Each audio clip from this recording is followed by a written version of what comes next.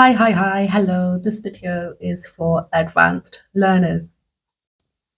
We're going on a little journey today, and I'm not going to tell you what we're learning until the end. So, are you ready? I have two characters for you. This is Dave, and this is Mary. Dave and Mary are married. And do you think they're happy? Of course, they're very happy. How long do you think they've been married for? Yeah, maybe.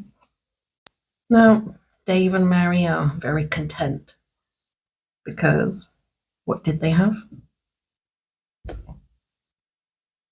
They had plenty of money, exactly. They were very content, they led a very comfortable life. Then one day, tragedy struck. What do you think happened to Dave and Mary's money? Exactly. It disappeared, never to be seen again. But why? Why did their money disappear? I don't know. We're just guessing, aren't we? Anyway, Dave and Mary didn't really mind. They had each other, and that was all that mattered in life. However, they had one big problem, and that was that they needed to eat that night. When do you think the last time they ate was? Maybe. So, Dave and Mary decided to walk to the shop. Dave entered the shop first. Who was it who entered the shop first? Tell me. Yeah, it was Dave. It was Dave that entered the shop first. And who entered the shop second? It was Mary. Yeah, it was Mary that entered the shop second. So they were both walking around the shop, looking to see if there was anything that they could afford. Why couldn't they afford much? Exactly. They couldn't afford much. Or maybe they couldn't afford anything at all. As they walked around the shop looking at all the different food items, their stomachs were rumbling. But they had an idea. What do you think that idea was? They had no money, they're completely broke. No money. They're in a shop, they're hungry, they're looking at the food, and they have nothing. What do you think their idea was to eat that night? Yeah. One of them chose to steal some bread. Who do you think it was that chose to steal the bread? Do you think it was Dave or Mary? Okay. So the person who stole the bread, they took it from the shelf, they hid it inside their clothing, and they very casually walked up to the exit. Do you know why they did it very casually? Exactly. They didn't want to be caught. Still haven't said who did it. Who do you think it was that stole the bread? Anyway, it doesn't matter. So they get to the exit, and near the exit, there's a security guard. What is the security guard doing?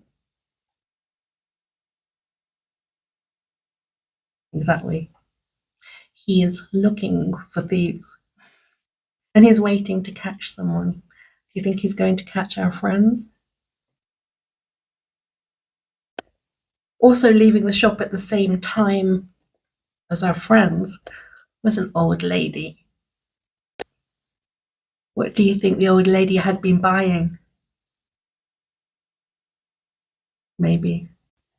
So they're walking out of the store and somebody stopped them. Who was it that stopped them?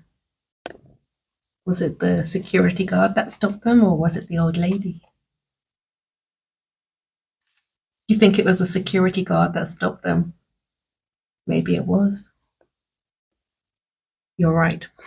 So it was the security guard that stopped them. He took them to one side and he said to them that he knew that they had stolen some bread. What do you think he said next?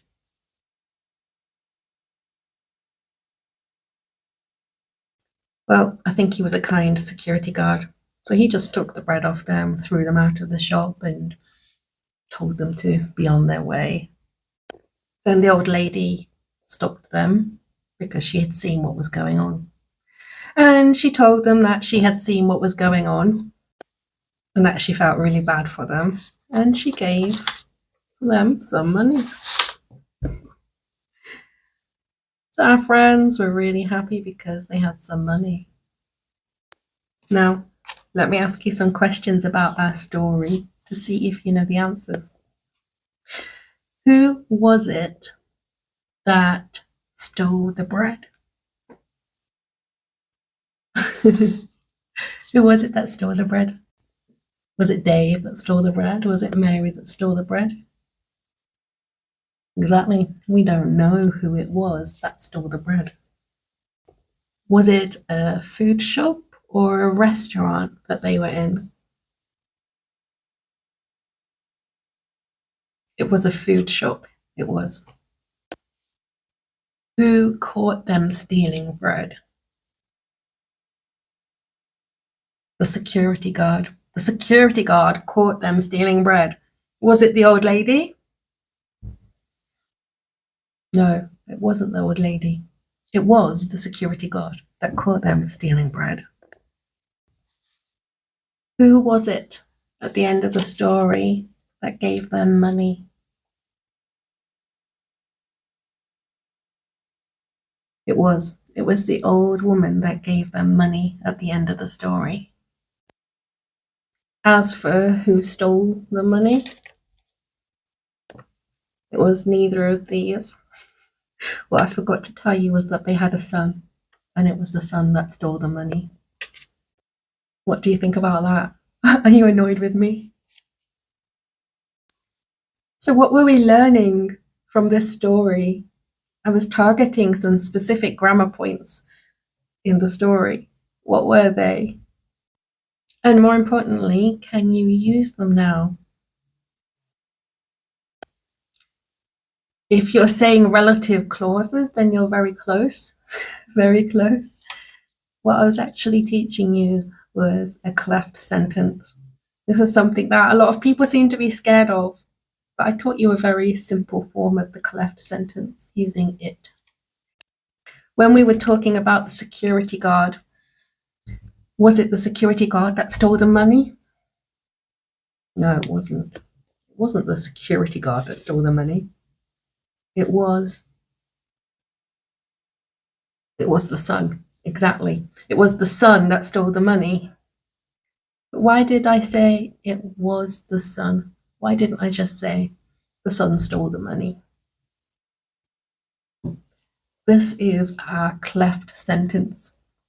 In a cleft sentence, we add some extra words at the beginning so that we have all the emphasis on what we're talking about.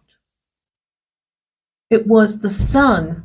Yeah, the son stole the money. It was the son that stole the money. In these sentences, we know that someone stole the money. We know the money was stolen, right? We know the money was stolen. But there's a part of the sentence that maybe we want to really emphasize because the speaker doesn't know it. It was the son that stole the money. And that's how you use cleft sentences with it. I hope that has been helpful. By the way, this approach to learning grammar is called the inductive approach, which is different from a deductive approach where you learn the grammar point first and then you apply it. In the inductive approach, you apply it first and then you find the rule. And I don't think I need to tell you the rule because you should have got it by now. Goodbye.